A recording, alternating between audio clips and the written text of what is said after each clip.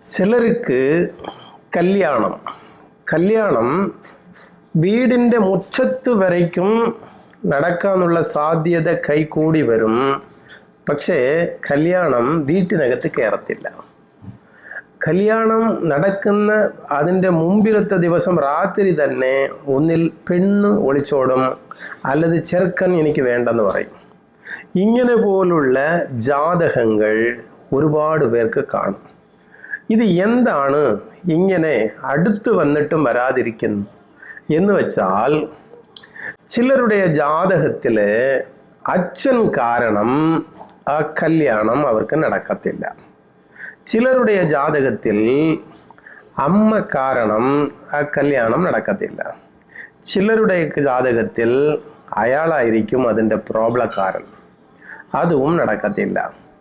ഇത് എല്ലാം കടന്നിട്ട് ഈ അസ്ട്രോളജർ, പൊരുത്തം നോക്കി പറയുന്നവർ, ഇവരാണ് ചിലരുടെ ജാതകത്തിൽ കല്യാണം നടക്കാതെ പോകുന്നതിൻ്റെ കാരണക്കാരനായിരിക്കും.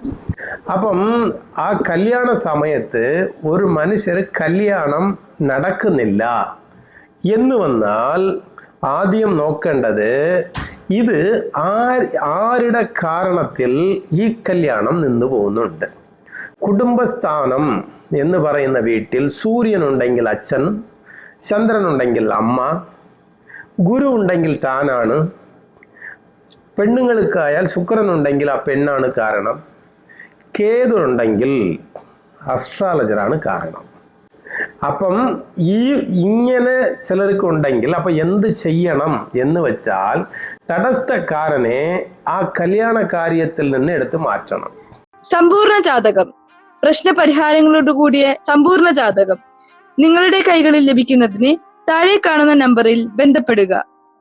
ജ്യോതിഷവുമായി ബന്ധപ്പെട്ട എല്ലാ വിശേഷങ്ങളും അറിയുന്നതിനായി നവഭാരത് ജ്യോതിഷം ചാനൽ സബ്സ്ക്രൈബ് ചെയ്യുക. നിങ്ങൾ ചെയ്യേണ്ടത് ഇത്രമാത്രം: താഴെ കാണുന്ന നമ്പർ നിങ്ങളുടെ മൊബൈലിൽ സേവ് ചെയ്ത് ഹായ് അയക്കുക. ജ്യോതിഷ സംബന്ധമായ എല്ലാ ആവശ്യങ്ങൾക്കും നവഭാരത് ജ്യോതിഷം നിങ്ങളോടൊപ്പം എന്നും കൂടെയുണ്ട്.